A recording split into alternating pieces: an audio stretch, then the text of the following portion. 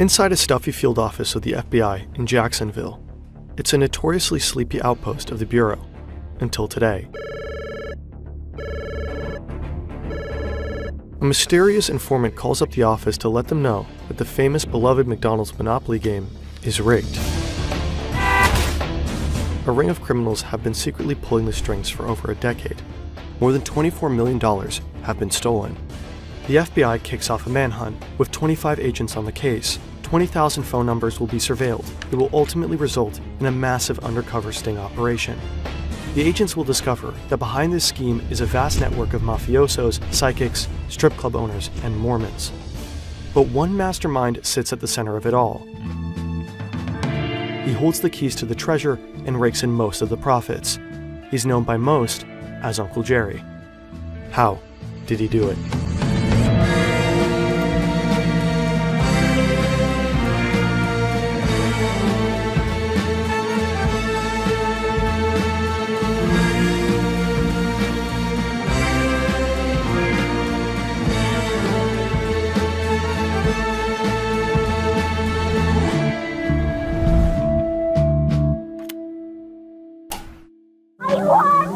It's the Monopoly game, only at McDonald's. With over 50 million prizes, it's supersized excitement. Starting in 1987, McDonald's launched the Monopoly promotion and started putting little game pieces from Monopoly onto their packaging. This is Jeff Maish. He's a crime journalist who broke the story in 2018, 17 years after the convictions. His article went viral and set off a holiday bidding war for the rights to his story. He ultimately sold them for $1 million. And I have one here. I don't collect many things from my stories, but I do have one of the original winning game cups here. It says pull to play, and on the side you can just see it says to collect and win, just peel off the game stamp and apply to your game board. And when you've applied enough pieces to your game board and you've won a prize, you mail it off to McDonald's. And they send you your Sega Game Gear or your Dodge Viper. McDonald's usually runs the game twice per year. The cash prizes are up to $1 million in an instant win. The chance at winning that prize is 1 in 250 million. The game brings McDonald's fat profits. Whenever the game is running, business increases by up to 40% more than usual. 1 in 250 million is an extremely long shot. You're far more likely to get struck by lightning, twice. But the caller on the phone with the agents in Jacksonville that day said that 3 of the recent big-ticket winners were in fact related, despite having different names. The odds for 3 legitimate winners to all be related are inconceivably low. The caller also claimed that one man, who they only knew by Uncle Jerry, was the mastermind behind the scheme. The FBI doesn't know this yet, but his full name is Jerome Jacobson. In a case like this, the FBI might have to surveil suspects to collect evidence. But what if someone collects all this information about you and they don't have a legitimate reason? Today, the internet is full of threats. Some of them involve our most sensitive information. In fact, there is a huge shadow industry surrounding our data. So-called data brokers snatch your browsing history, your contact information, and your online transactions. This data is often bundled into shadow profiles that are then sold. You may receive a robocall or tailored email based on your shadow profile. In the worst-case scenario, someone may try to steal your identity. Incogni helps you to remove your data from the numerous lists of data brokers. You just create your account and give Incogni the right to act on your behalf. Incogni then contacts the data brokers and requests the removal of your sensitive information. You can always see the current status in the dashboard. There is a satisfying progress report from how many data brokers lists you've been removed from. By scanning this QR code or via incogni.com/FernTV, you can get an exclusive 60% off an annual Incogni plan with the code FernTV. With the Family and Friends plan, you can invite up to 4 additional people. Always handle your personal data with care. Jerry Jacobson is one of those just incredible characters in American true crime history, because he was at one stage a good guy, a police officer in Florida. As a kid, Jerry is obsessed with becoming an FBI agent. When he starts working as a police officer, it seems like he's on that track. But his career in law enforcement is very brief. He develops health problems and is unable to continue. Later, he finds a job in security at Simon Marketing. This is where he really finds his stride. He's known for being ultra-professional and ultra-fastidious. so he quickly rises through the ranks. In just a few years, he's earning 6 times his police officer salary. It's the end of the 80s. Jerry is now the head of security at Simon Marketing. McDonald's outsources almost all of their promotional activity to the company. So when the chain comes up with the ingenious idea of starting a monopoly promotion, Simon Marketing is tasked with producing and distributing the game pieces. So it was Jerry's job to ensure the security of the entire promotion. So he arrived at work, he had to supervise the big supercomputer that would draw the winning piece. He would supervise the technicians who were putting the winning tokens onto the packaging. He had to personally scissor them out from a printing press. Jerry's a tough boss. As a former cop, he's obsessed with rules and security. He's constantly writing up people for little missteps, and he hounds everyone in the factory involved in token production, even following them to the bathroom and checking their shoes to make sure none have been stolen. Jerry personally delivers the winning pieces to McDonald's packaging factories across the country. He hides each piece in a secret vest that he wears under his shirt as he's travelling around the United States, feeling a little bit like a secret agent or a superhero with a secret. Every time he arrives in a new state, he's carrying a secret piece that's going to make somebody a millionaire. When new game pieces are released, Jerry makes a big flashy show of how secure the process was. In truth, Jerry starts stealing from McDonald's. His first theft is small fry. At this point, he only wants to help his stepbrother Marvin Braun out, and maybe show off a bit to prove that he can. So in 1989, he gives Marvin a game piece worth $25,000. Marvin is the first fake winner. Pretty much a victimless crime, right? McDonald's is giving away the money anyway, and it's not like the chain is some noble charity. The game earns them considerable profits. Plus, Jerry later testifies that whenever the computer selected a Canadian factory to get a winning token, Simon Marketing would allegedly run the program again so that a US location was chosen. In Jerry's view, this means the game is already rigged in favor of American players. So why not get his own piece of the pie? And then one day he's talking to his butcher in the local supermarket, and he tells the butcher what's going on, and the butcher says, "Well, I'd like to win." Jerry agrees, but he wants to make sure that nothing traces back to him. So he instructs the butcher to give the prize to a friend of his. And of course, Jerry turns on his television one day and there's a commercial from McDonald's with a lucky winner on it, and he sees his butcher celebrating his win and he goes crazy. And he calls the butcher and says, "What are you doing? We know each other. You can't... we're friends." So Jerry decides that in the future he's going to have to find winners at random. He needs people that are not connected to him at all. And so the conspiracy grows bigger. Until this point, it's all relatively small amounts of money. But one day, Jerry receives a package by mistake. And inside, a blank set of anti-tamper seals from Hong Kong, which means that he has everything he needs to open the envelopes and steal the game pieces for himself, and then use a spare seal to stick it back down and basically get away with the crime. Simon Marketing, the company that Jerry works for, hires an independent auditor to make sure everything's going okay. Remember, this is a multi-million-dollar promotion. They have to be all buttoned up. The auditor is a very serious woman. She means business. She accompanies Jerry everywhere, and Jerry's always getting on her nerves. When he wants to fly first class on the company card, she insists on sitting in coach. He's getting drunk and bragging to her about it, showing off the empty liquor bottles. He's shutting up whoever will listen, bragging about once having been a cop. He's also obsessed with accumulating airline points, so he's flying to factories in random cities just because. And the whole time she has to follow him. She's watching Uncle Jerry like a hawk. Her job is to make sure that when Jerry hands the winning ticket over to a factory, that everything goes as it should, that the tickets always stay in his special security vest. And they do, up to a point, the point where she can't follow him. In the men's bathroom, Jerry quits procrastinating. With a few quick, deliberate movements, he takes the envelopes with winning pieces out of his vest, opens the seal, and replaces them with regular game pieces. He seals the envelope back down with one of his special anti-tamper seals, the godsend from Hong Kong. and slinks back to his seat like nothing ever happened. The auditor has no idea.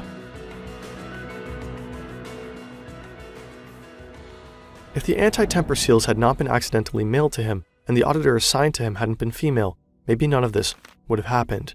Or maybe if he ignored the temptation, he would have enjoyed a nice, normal, comfortable life. Adjusted for inflation, he was earning over $170K per year in today's money. But he went for it. For Jerry, the opportunity to control the game is no accident. He doesn't believe in accidents. He's a superstitious man. I know that at that time, this is kind of silly. At this time, he starts seeing psychics and mediums to reassure him. He's a strong believer in paranormal and faith healers. So he starts seeing mediums and psychics and fortune tellers. Jerry now has full access to the winning game pieces, but he can't cash them in himself, of course. That would arouse suspicion. He needs to find fake winners who will pay him upfront for the game piece. His butcher, for example, asks a distant friend to pay $2,000 for a $10,000 winning ticket. The higher the prize, the higher the cost. Up to $100,000 upfront for a $1 million ticket. And it works. But quickly Jerry starts to tap through his network. He needs to put distance between himself and the winners. He's on the look for middlemen, well-connected people who can industrialize the operation, and being a superstitious person, he takes chance encounters as meaningful signs. So he's at the airport one day and he meets another Jerry Colombo, and the two hit it off waiting there for their aeroplanes. Mr. Colombo is a very heavy-set Italian-American gentleman, and Mr. Colombo claimed that he was part of the infamous Colombo crime family. Colombo is a larger-than-life character, like someone who modeled his whole personality off of The Sopranos, and Uncle Jerry is lapping it all up. He's an entertainer. He says he's born in Sicily, raised in Brooklyn. He's got these underground casinos, and I think Jerry is just completely enamored by him. And he also seems like the type of guy that could find winners really easily. Colombo even has an out-of-zone strip club in South Carolina that he got designated as a house of worship in order to skirt regulations. He calls it the Church of the Fuzzy Bunnies, and he has the dancers read the Bible before they start stripping. Well, I guess God hasn't talked to you lately. He came to me in a dream a couple of weeks ago, and he told me what I'm doing is fine. Uncle Jerry appreciates Colombo's ability to think outside the box. It doesn't take much to rope Colombo into the scam. Uncle Jerry passes Colombo a game piece for a Dodge Viper, and Colombo is hooked. He is also obsessed with The Godfather, surprise surprise, and has dreams of being an actor. So he agrees to be in a McDonald's commercial, waving a car key. Jerry Colombo won a Dodge Viper, and there are two 1 million... He gets to live out his acting ambitions, but it means he's now too close to the game to profit from it directly, so he has to start finding other winners, which helps the scheme take off for Uncle Jerry. Colombo is brilliant at finding new winners willing to pay, and he sends the majority of the kickbacks to Uncle Jerry. The two Jerrys are making each other very rich. Jerry Colombo keeps picking Italian-American men on the East Coast as winner, and his father-in-law gets a $1 million piece. Not exactly the move of a mastermind mafioso. To make the win seem random, his wife Robin convinces him to get women and people of color winning tickets in other parts of the country. For a while, it's all going so well. But then, everything changes. Things are not going very well in Colombo's marriage. Robin Colombo's feeling like she might not want to be a mafia wife. She's feeling a bit paranoid about life in the mob. And one day she's driving with her husband, Colombo, and suddenly a massive Ford truck smashes into them. And it's a horrendous high-speed crash, and their car is crushed against a concrete wall. Colombo is taken to the hospital, where he takes a turn for the worse. He dies a few days after the crash. Now Uncle Jerry is alone. He's just lost his super recruiter, and he doesn't know it yet, but the FBI is on his trail. Who knows? We don't know. So many people could have called the FBI. A disgruntled winner. Remember, a lot of these winners, their lives changed. One minute they're poor, the next minute they've got $1 million, they're driving around in a Corvette. There's a lot of jealousy. There's now so many corrupt winners out there, dozens of people. They might be drunk, bragging about it at the bar. Uncle Jerry finds new recruiters to replace Jerry Colombo's role. Some are dodgy, like the drug trafficker A.J. Glomb. He's just jumped bond for a 12-year sentence for shipping kilos of cocaine across the US and sells most of his winning pieces to buddies from the drug dealing business. Other recruiters that Uncle Jerry finds are seemingly upstanding, like the Mormon Dwight Baker, a beloved member of his church with no previous criminal record. He's a real estate developer with 5 kids trying to get his dreams for a golf course and a luxury resort off the ground. But he struggled to find investors, and he also owes tens of thousands of dollars in back taxes. A windfall would really help him, so despite his moral misgivings, he gets involved in the scheme too. But none of the recruiters are careful enough. The winners they select aren't random. Back in 2000, when the FBI gets the name Uncle Jerry from the informant, they know nothing about who it could be. Is he a McDonald's insider? Is it even a real name? McDonald's shares the contact information of all the previous winners with the FBI.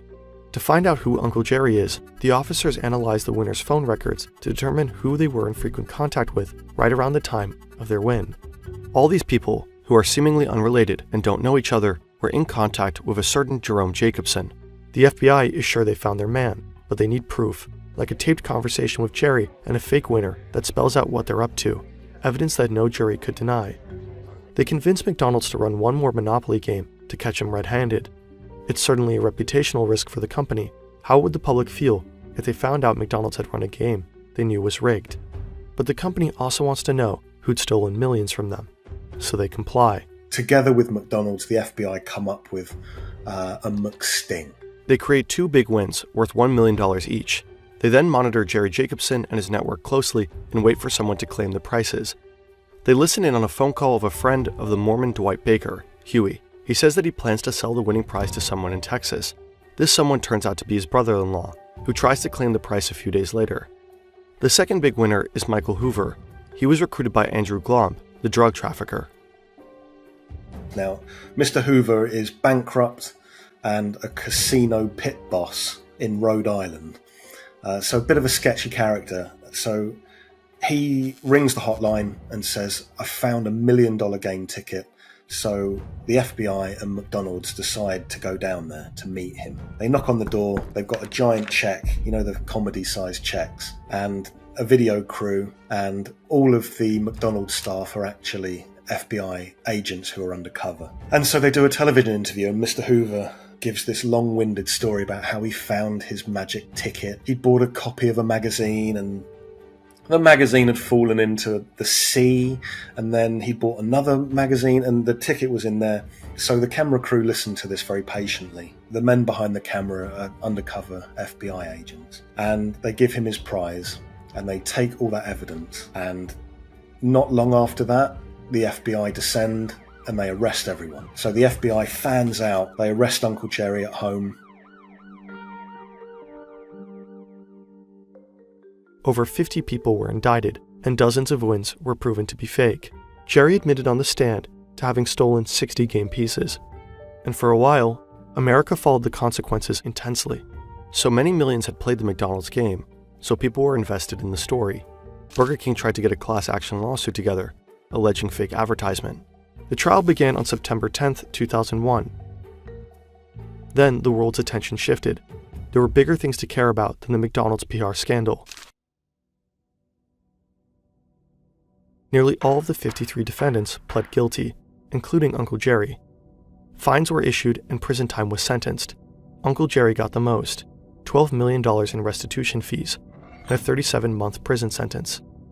Simon Marketing and the printing company who made the tokens were gutted, leaving hundreds jobless. And Dwight Baker was excommunicated from the Mormon Church.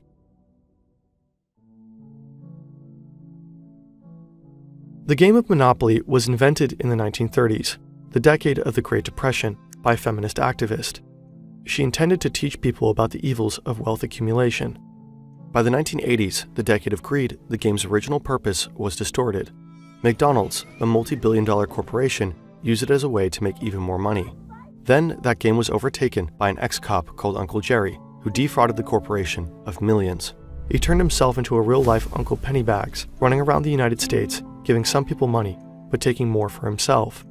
The perfect American fable.